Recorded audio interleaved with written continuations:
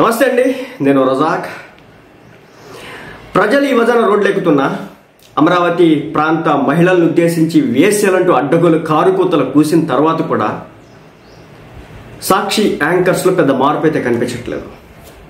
కొమ్మినేని శ్రీనివాసరావు గారిని అరెస్ట్ చేసుకెళ్ళి 14 రోజుల పాటు రిమాండ్ చేసిన కానీ వీళ్ళలో మార్పు రాల. ఈరోజు ఈశ్వర్ గారు ఒక డిబేట్ నిర్వహించినాడు అన్నమాట. ఆ డిబేట్లో ఒక వ్యక్తి పార్టిసిపేట్ చేసినాడు. అదే మన కృష్ణంరాజు పార్టిసిపేట్ చేసిన మాదిరే చేసినాడు అనమాట. ఆయన ఏం మాట్లాడతాడంటే, మరోసారి ప్రాంతాల మధ్య చిచ్చులు పెట్టే విధంగా, అదిగదిగో ఆ రోజు వాళ్ళు మాట్లాడగలేదు, మేము మాట్లాడితే తప్పు అనే విధంగా ఒక రకమైన ప్రొజెక్షన్ ఎందుకు ఇస్తారు మీరు? చెప్పండి, కృష్ణంరాజు మాట్లాడింది తప్పు, అలా సమర్థనీయమైన ఆ వ్యాఖ్యలు ఎవరైనా సమర్థిస్తే కనుక వాటిని తప్పు, వాటిని కంట్రోల్ చేయకపోతే, కట్టడి చేయకపోతే తప్పు అని చెప్పాల్సింది పోయి రాయలసీమ ప్రాంత ప్రజల్ని తీసుకొచ్చినాడు ఇక్కడికి.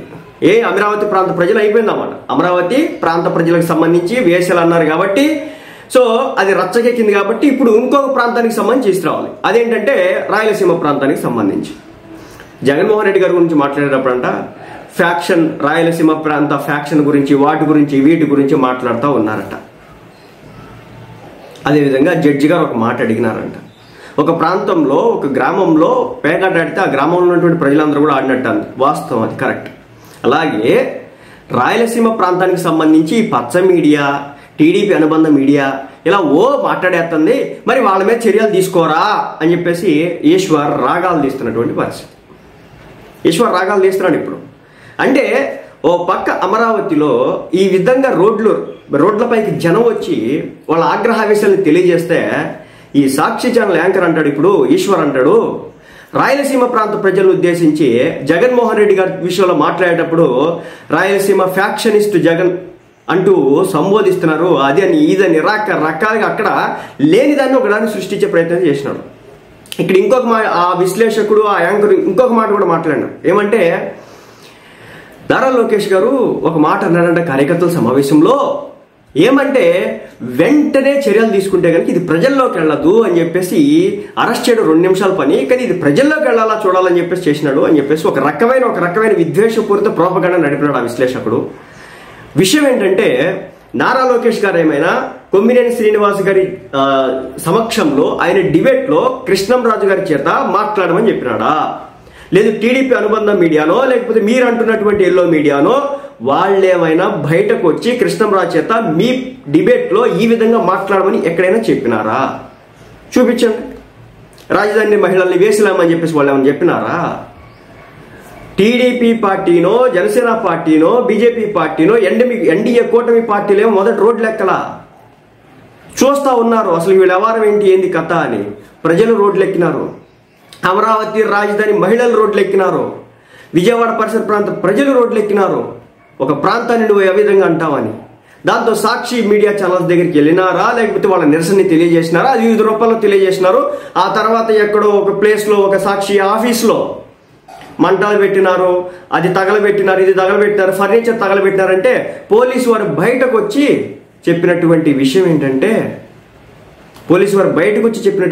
ఏంటంటే అది ఫర్నిచర్ షాప్, అది వేరే విధంగా తగలబడిందని చెప్పేసి ఎవిడెన్స్తో సహా చూపించినటువంటి పరిస్థితి. కానీ టీడీపీ పార్టీ క్యాడర్ ఇది చేసిందని చెప్పేసి ఒక రకమైన ప్రొజెక్షన్ ఇచ్చే ప్రయత్నం చేసినారు. ఇలా చేస్తా ఉన్నారు. ఎందుకు ఇదంతా? ఒక పక్కేమో రాయలసీమ ప్రాంతాన్ని ఉద్దేశించి ఈ విధంగా మాట్లాడుతున్నారని చెప్పేసి ఈ రోజున ఒక కొత్త, ఇక్కడేమో ప్రజలు మహిళల్ని ఆ మాట అన్నారని చెప్పేసి వాళ్ళంతటా ఆర్గానిక్గా బయటకు వస్తే, వాళ్ళ యొక్క ఆగ్రహావేశాలను తెలియజేస్తే, ఇప్పుడు రాయలసీమ ప్రాంతంలో కూడా ఆగ్రహావేశాలు తెప్పించాలా? అది ఆర్గానిక్గా ఉండదు అనమాట.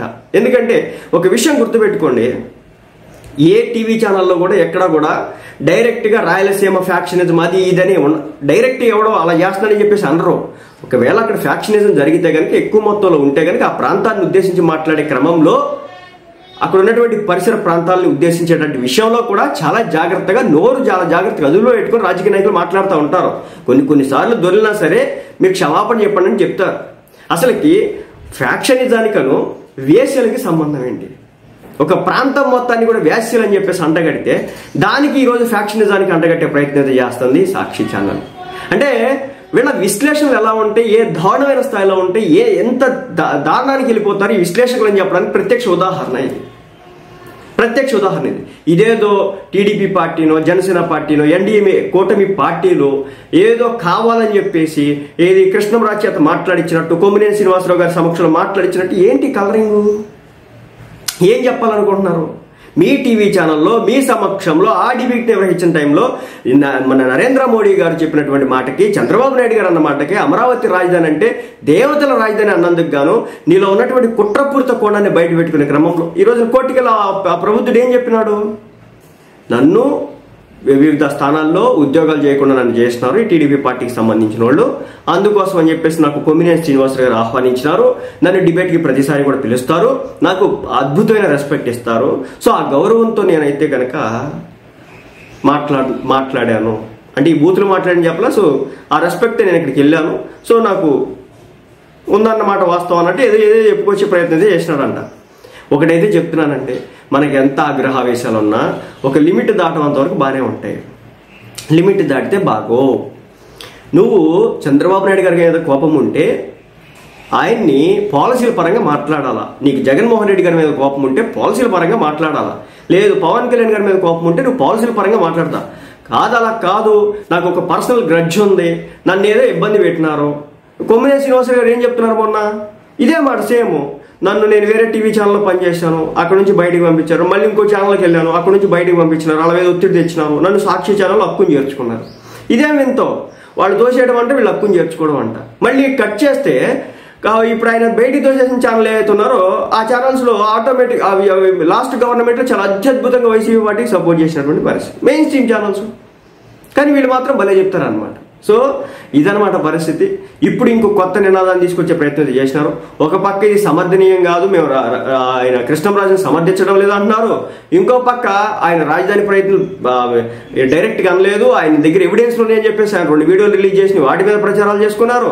ఇక ఇప్పుడు కట్ చేస్తే 2 ప్రాంతాలు ప్రజల మధ్య, పార్టీల మధ్య, ఇదేంటి? ఇది ఎలా అవుతుంది? కరెక్ట్ కాదు కదా. ఎక్కడైనా ఏ పార్టీ అయినా ఏ డిబేట్ అయినా అసలు నిజం చెప్తున్నా, ఈ కృష్ణంరాజు అనే వ్యక్తి విషయంలో వైసీపీ పార్టీ కనుక ఇలా స్టాండ్ లేకుండా డైరెక్ట్గా అతను ఎప్పుడైతే ఆ మాట అన్నాడో వెంటనే అతని చేత క్షమాపణ చెప్పించి యాజమాన్యం బయటకు వచ్చి ఇతన్ని మేము తప్పనిసరిగా ఇంకోసారి డిబేట్కి పిల్లాం, ఇది కరెక్ట్ పద్ధతి కాదు, ఇది ఎలా కరెక్ట్ అవుతుంది అని చెప్పేసి కనుక గట్టిగా ఒక మాట మాట్లాడుంటే కనుక ఇంత రచ్చకెక్కేది కాదు కదా.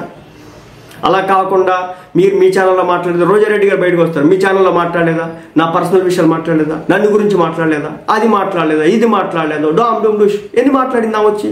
ఏమమ్మా ఆయన మాట్లాడింది తప్పు కాబట్టి అది మనం సమర్థించకూడదని చెప్పేసి రోజారెడ్డి గారు బయటకు వచ్చి ఆ విధంగా స్ట్రాంగ్ కౌంటర్ ఆయనకి ఇచ్చి ఉంటే కనుక గౌరవం నిలబడి ఉండేది. ఆ విధంగా చూడకుండా రాజధాని రాయలసీమ ప్రాంత ప్రజలను ఫ్యాక్షనిస్టులు ఎవడు అంటాడు? ఎవడికే అవసరం? ఎందుకని వాళ్ళని? ఎవడికి అంత అవసరాలు ఏమి లేవు.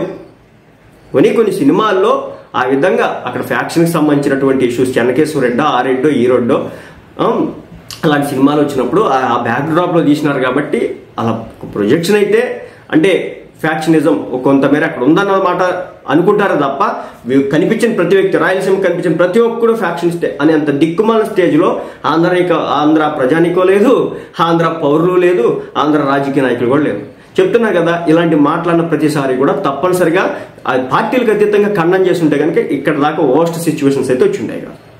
కానీ ఇంకా ఇలా కాకుండా ఆ డిబేట్ పెట్టుకొని మరి ఏం సమర్థించుకోవాలని పెట్టుకున్నారో, ఆ విశ్లేషకుడు కొత్తడు ఎందుకు వచ్చినాడో, మరి ఈశ్వరి కథ ఏందో ఎవడికి కూడా అర్థం కానటువంటి పరిస్థితి.